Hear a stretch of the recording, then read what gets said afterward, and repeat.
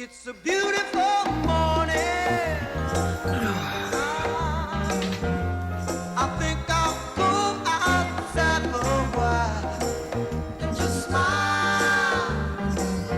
Just taking some clean, fresh air. Oh, staying inside. If the weather's fine and you got the time, it's your chance to wake up and plan another brand new day. Either way, it's a beautiful morning. Each bird keeps singing his own song. So long, I've got to be on my way now. What's that around? I got to cover ground. You couldn't keep it down. Just ain't no good if the sun shines and you're still inside. Still inside. Still inside. Still inside.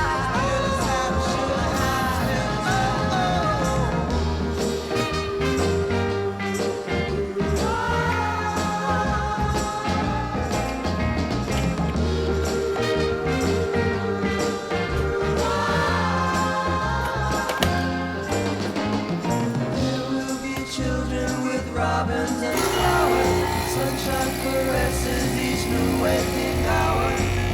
Seems to me that people keep seeing more and more each day. Gotta say, lead the way. It's okay. When they gotta say, it's okay. All right. More each day. Gotta say, lead the way.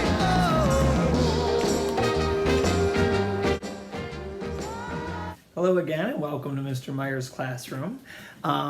First of all, before I say anything else, I just want to make sure that everybody at home is doing a great job of staying busy. Parents, there is going to be some new information coming out from the district very soon. I do believe it will be sent home. A lot of it has to do around expectations for as we move forward in the year. How much time should kind of be spent on these different applications that we're giving you, or how much time your students should probably be spending on Google Classroom or Zern, or what I rolled out the other day, Scholastic. Scholastic has a lot of different pieces to it, and a lot of that is self-guided for the students. If you have not signed on to either Zern or gotten onto Scholastic and looked through what's called Word or Literacy Pro yet, please make sure you do that as soon as possible. You can also contact me if you have any questions of how to sign on to those. I have previously posted on the Google Classroom a couple different explanations of how to do this, but if you're still struggling, please feel free to contact me. Okay? Got that out of the way? Now let's move on to today's lesson. If you recall, the last time that I actually spoke with you guys or made a video, it was all about inferencing.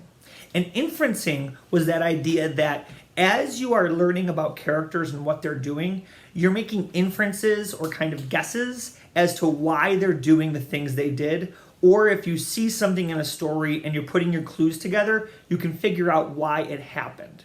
Today we're going to work with that inferencing, only we're going to kind of work with it looking towards the future of the books or the stories that we read.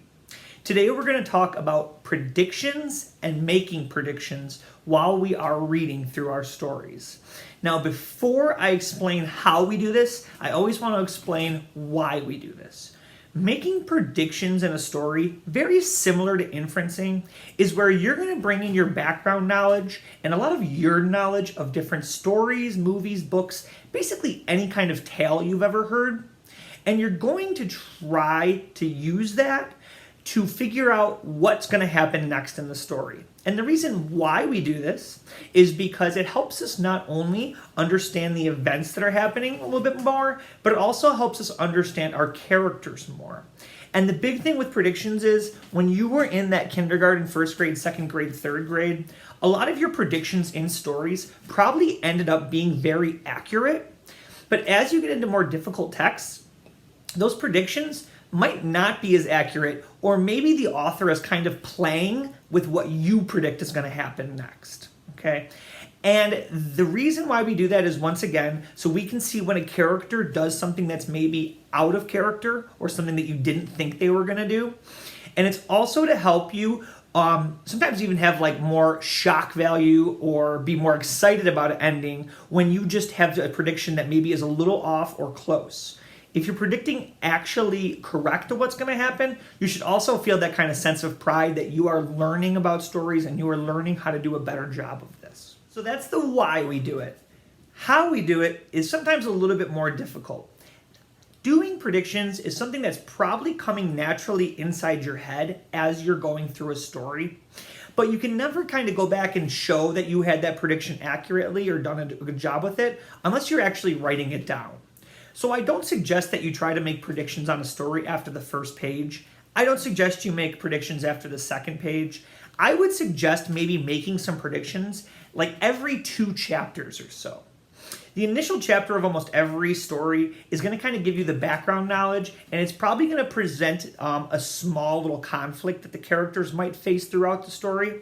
You could probably make a pretty accurate prediction of what might happen next, even after that first chapter, but I always try to suggest 2 chapters at a time. You don't want to be stopping and taking yourself out of the book after every chapter and writing a prediction. This is something we do along the way, and maybe we do like 3 or 4 times throughout a story. Obviously, when we finish the story, it doesn't help to make predictions about what's going to happen next, unless you're thinking about beyond that story, because you already know what's going to happen. But being able to predict before that is really important, okay? There's a couple questions that you're going to want to ask yourself to help you make some of these predictions. The first one, and probably the most obvious, is what's going to happen next. Okay, and this could happen really early on in the book where you could think even like 2 chapters ahead, and you're not necessarily looking for the end of the book as much as you're just thinking about what's going to happen in the next couple chapters. Okay, other predictions that you can be making is how a character will react to something.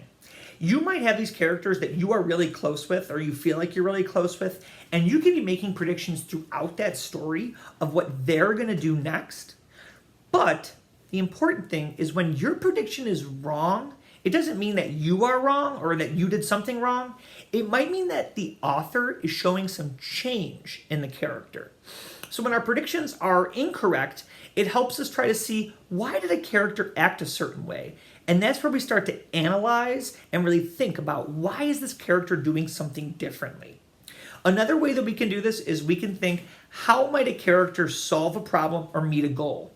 Authors are all the time presenting challenges and obstacles for our characters. And usually right after we get some of that rising climax, or rising action, you might start to think, how is my character ever going to get out of this? And if you are feeling like that, the author has done an incredible job of making you feel like, oh my gosh, there's no way that they're going to be able to do this. When you get to that point in a story where you feel like the odds are stacked against your character, or there's no way that they're going to be able to do this, that's when you have to stop and think, how would I get out of this? Or what would I do? And make a prediction that fits with that story, okay? Making predictions, important thing is to write them down so that you can kind of come back to it later on and make sure that you are finding where you had the correct predictions or maybe incorrect predictions. And although the correct predictions are going to make you feel really smart, those incorrect predictions or those things that you thought were going to happen that don't happen, that's where you can really start to jump into the analyze. See this thing here? That's where you can start to really analyze why your character or your author maybe made a choice for your character, or what the author's trying to teach you, or maybe how that character has grown. So for instance, if you have at the beginning of a story maybe like a character who is really shy or really bashful, or maybe somebody that really isn't that strong in a situation, and then they're faced with kind of like peril or something really bad happening, you might predict, oh my gosh, they're going to be a coward and run away. But when your character doesn't act like that, or they do something different from what you maybe predicted, that's when you see that growth in character or that change in character. Okay, so I want to give you an example that I hope everybody at home maybe has some time this week or maybe in the future can do. This is one of my favorite stories from growing up, and it also has a really great film adaptation called Homeward Bound. There is also some other ones called The Incredible Journey. Growing up as a kid, Homeward Bound was the one that I always saw. But I'm going to give you kids a quick Example. The Incredible Journey is about two dogs and a cat that get separated from their family. Okay, so they all belong to the same family. And they get separated from their family and have to figure out how are they going to get back home. Right now in your head, knowing what you know about stories, you are probably making predictions about what's going to happen at the end. All right. What I would ask you to do is, if you are at home and practicing this, maybe try to find some digital version of that movie Homeward Bound. And if you are having your student practice this, pause the movie every maybe 15 minutes or so and have them make a prediction of what's going to happen next. Of course, we can be doing this in any of our books, and you can have your student making predictions after every couple chapter in any of the books that they're reading. Maybe not in picture books so much, it would be like after a couple pages. But if you are reading those chapter books, have your student stop after every maybe 2 or 3 chapters, as I said, a lot, and just write in either a journal or a separate sheet of paper about what they predict is going to happen next. As they continue to read through, go back to those predictions and see if they're accurate. And if they aren't accurate, that is where you are going to spend some time thinking, why did the author do this, or why did the author change this? Okay? That's all for me today. There's no worksheets that go along with this. This is work that you're doing in your books and maybe in a separate notebook. Parents, if you don't already have your students keeping some form of reading notebook or some form of log that's kind of going along with their learning each day, this would be a great chance to get that started. That's all for me. Thank you very much. Have a great day.